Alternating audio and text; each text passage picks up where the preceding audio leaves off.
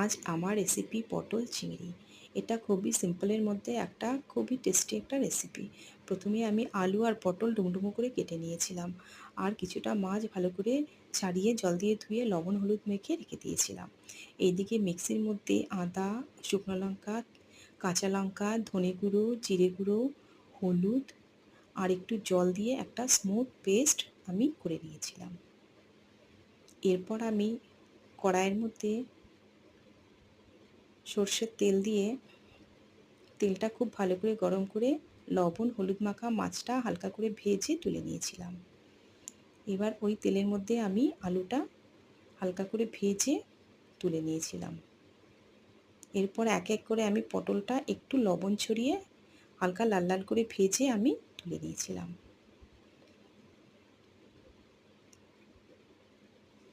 তেলের মধ্যে আমি তেজপাতা, শুকনো লঙ্কা আর জিরে সম্বারে দিয়ে দিয়েছিলাম। মশলাটা একটু ভাজা ভাজা করে আমি এর মধ্যে একটা টমেটো টুকরো টুকরো করে কেটে এর মধ্যে দিয়ে দিয়েছিলাম।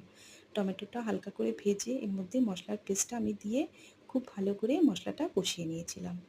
মশলাটা থেকে তেল বেরোলে এর মধ্যে আমি জল দিয়ে দিয়েছিলাম। ঝোলটা ফুটে এলে লবণ দিয়ে দিয়েছিলাম। এর মধ্যে আলু, পটল আর মাছটা আমি ছেড়ে দিয়েছিলাম। মিষ্টির জন্য একটু গুড় আর গরম মশলা দিয়ে ভালো করে ফুটিয়ে নামিয়ে নিয়েছিলাম। ব্যাস তৈরি হয়ে গেছে আমার